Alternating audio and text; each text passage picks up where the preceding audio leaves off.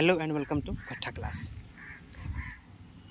14 सितंबर 2022 का जो डेट है झारखंड के इतिहास में दर्ज हो गया।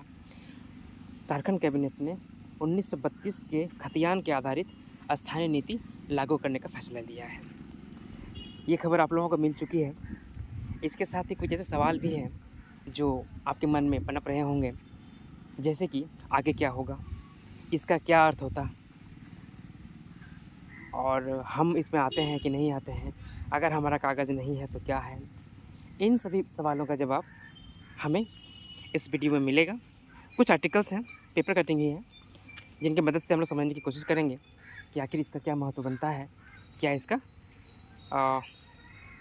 असर पड़ सकता है। सबसे पहले जान लीजिए, ये कोई पहला प्रयास नहीं है। 1932 खतियान लागू करने का कोई पहला प्रयास नहीं है। इसके पहले 2003 में ये प्रयास किया गया था। उस समय मुख्यमंत्री थे बाबूलाल मरांडी, उन्होंने कोशिश किया था 2003 में, तो हाई कोर्ट ने इसको असंवैधानिक कहते हुए रद्द कर दिया था। न सिर्फ 1932 खतियान को, साथ ही जो आरक्षण दिया ओबीसी को 27% का, उसको भी रद्द कर दिया था। फिर प्रयास हुआ है, अभी इसमें लंबा प्रोसेस है। क्या प्रोसेस है? पहले इसको विधानसभा से पारित करना होगा, फिर राज्यपाल का इसमें अनुमति लेना होगा, और उसके बाद इसे केंद्र को भेजा जाएगा। केंद्र इस पर फैसला लेगा तो ही ये इम्प्लीमेंट हो सकता है, लागू हो सकता है। आइए जानते हैं पूरी खबर, क्या इसमें लिखा है। मुख्यमंत्री हेमंत सोरेन की अध्यक्षता में बुधवार को कैबिनेट ने 2 ऐतिहासिक और अहम फैसले लिए। पहला, झारखंड में 1932 के खतियान आधारित स्थानीय नीति का, और दूसरा ओबीसी ST/SC की आरक्षण में वृद्धि का। स्थानीय की पहचान और आरक्षण में वृद्धि संबंधी विधेयक को अब विधानसभा के अनुमोदन के बाद केंद्र को भेजा जाएगा। ठीक है, ये बात हो गई। इसके बाद दोनों ही विधेयकों को 9वीं अनुसूची में शामिल करने के लिए केंद्र से अनुरोध किया जाएगा। 9वीं अनुसूची में शामिल होने के बाद ही यह झारखंड में लागू होगा। बुधवार को हुई कैबिनेट की बैठक में कुल 43 प्रस्तावों को हरी झंडी दी गई। बात समझ गए? अभी इसमें है, लंबा समय लग सकता है। पहले तो विधानसभा पारित करना होगा, फिर राज्यपाल मोहर लगाएंगे, इसके बाद केंद्र को भेजा जाएगा, केंद्र पास करेगा इसको, तो ही ये लागू होगा। और देखिए, मुख्यमंत्री हेमंत सोरेन की अध्यक्षता में बुधवार को हुई कैबिनेट की बैठक में झारखंड में स्थानीय निवासी की परिभाषा, पहचान और परिणामी लाभों के लिए विधेयक 2022 के गठन का प्रस्ताव को मंजूरी दी गई, जिसके तहत जिनके पूर्वजों के नाम 1932 के सर्वे खतियान में है, उन्हें ही स्थानीय माना जाएगा। जिनके पूर्वजों का नाम 1932 खतियान में है, सर्वे खतियान में, उसी में माना जाएगा। सर्वे जो है ना 1833 से चल रहा है। आगे पढ़ेंगे इस बारे में हम लोग, सर्वे का क्या अर्थ होता है, कैसे कैसे हुआ है, वो भी जानेंगे। वहीं भूमिहीन या वैसे लोग जिनका खतियान पठित नहीं है, उनके लिए ग्राम सभा से स्थानीयता की पहचान होगी। झारखंड में लंबे अरसे से 1932 की खतियान आधारित स्थानीयता नीति लागू करने की मांग हो ही रही थी, आप जानते हैं इस बारे में।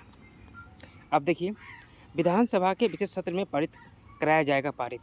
अब इस विधेयक को विधानसभा में पारित कराने के बाद 9वीं अनुसूची में शामिल करने के लिए केंद्र सरकार को भेजा जाएगा। सरकार अब इस विधेयक को पारित कराने के लिए विधानसभा का विशेष सत्र बुलाने की तैयारी में जुट गई है। एक स्पेशल बैठक बुलाया जाएगा विधानसभा का, उसमें इसे पारित करने की कोशिश किया जाएगा। सूत्रों के अनुसार अगले हफ्ते विशेष सत्र आहूत करने की तैयारी की जा रही है। इस विशेष सत्र में 1932 खतियान व आधारित स्थानीय नीति संबंधित विधेयक और ST/SC OBC का आरक्षण बढ़ाने संबंधित विधेयक को पारित कराया जाएगा। विधानसभा में पारित कराने के बाद दोनों विधेयकों को राज्यपाल के माध्यम से केंद्र को भेजा जाएगा। ये पूरा प्रोसेस है। इसके पहले भाजपा जब सरकार थी रघुवर दास की, उसमें 1985 को कट ऑफ डेट। यहाँ पर कुछ सवाल हैं जिसके जवाब आपको जानना चाहिए। जैसे आपके मन में सवाल उठ रहा होगा, क्या मैं झारखंड का स्थानीय निवासी हूँ?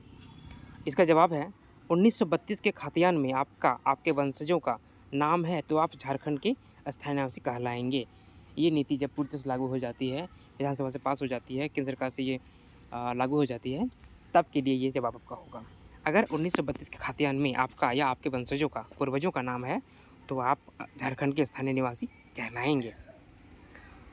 दूसरा सवाल है, मेरा दादा पिता लंबे समय से झारखंड में रह रहे हैं, पर हमारे पास कोई ज़मीन नहीं है, तो क्या मैं झारखंडी हूँ? यानी 1932 का खतियान अगर नहीं है तो झारखंडी है? नहीं, आप झारखंडी नहीं माने जा सकते हैं, स्थानीय निवासी नहीं माने जा सकते हैं। अगला सवाल एक और आपके मन में आ सकता है, मेरे पूर्वज और मैं खुद झारखंड में पैदा हुआ हूँ, पर ज़मीन नहीं है, तो क्या मैं झारखंड का स्थानीय निवासी नहीं कहलाऊँगा? इसका जवाब भी होगा नहीं। झारखंड में जन्म लेने के बावजूद आप यहाँ के स्थानीय निवासी नहीं कहलाएंगे। 1932 के खतियान में पूर्वजों का नाम है, तभी आप स्थानीय निवासी हैं, वरना नहीं माने जाएंगे। अब ये देख लीजिए, एक्सपर्ट व्यू है ये। 50% से अधिक आरक्षण और 1932 खतियान को असंवैधानिक बता चुका है कोर्ट। मैंने बताया था पहले आपको ना कि पहले ये जो हुआ था, जो कि बाद में इसको असंवैधानिक बता दिया गया था। राज्य में 1932 के खतियान के आधार पर स्थानीय नीति तय करने का और 50% से अधिक आरक्षण दिए जाने के झारखंड सरकार के निर्णय को हाईकोर्ट ने वर्ष 2003 में ही असंवैधानिक करार दिया है। हाईकोर्ट के 5 जजों की बेंच ने कहा था कि सरकार की यह नीति आम लोगों के हित में नहीं है। उस समय की बात है ये, 2003 की, उसमें इसको नहीं माना था।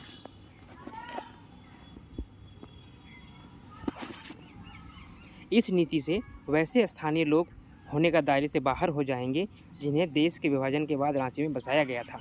ऐसे लोग लंबे समय से झारखंड में रह रहे हैं और स्थानीय के दायरे से बाहर किया जाना उनके साथ भेदभावपूर्ण होगा। अदालत ने अपने आदेश में कहा था कि राज्य के हर इलाके में सर्वे भी नहीं हुए हैं, ऐसे में किसी एक सर्वे को ही आधार माना जाना उचित नहीं है और यह दूसरे लोगों के साथ भेदभावपूर्ण होगा। 1932 को बात कर रहा है ये 2003 की बातें हैं, जब कोर्ट ने ये सारे दलीलें दी थी। वर्ष 2002 में ही झारखंड सरकार ने पिछड़ों को 27% आरक्षण देने का प्रस्ताव लाया था। उस समय बाबूलाल मरांडी की सरकार थी। इससे राज्य में आरक्षण की सीमा 50% से कम हो 50% से अधिक हो गई थी। यह मामला भी हाईकोर्ट पहुंचा था और 5 जजों की बेंच ने इसे भी असंवैधानिक करार दिया था। अदालत ने अपने आदेश में कहा था कि सुप्रीम कोर्ट ने 50% से अधिक आरक्षण नहीं देने का आदेश दिया है। इस आधार पर झारखंड में भी 50% से अधिक आरक्षण को संवैधानिक करार नहीं दिया जा सकता है। सुप्रीम कोर्ट का वर्डिक्ट था कि 50% से अधिक आरक्षण नहीं हो सकता है। उसी को हवाला देते हुए झारखंड हाईकोर्ट ने इसको रद्द किया था। उस समय अदालत में झारखंड सरकार ने कहा था कि सुप्रीम कोर्ट में 50% से अधिक आरक्षण देने की एक मामला लंबित है।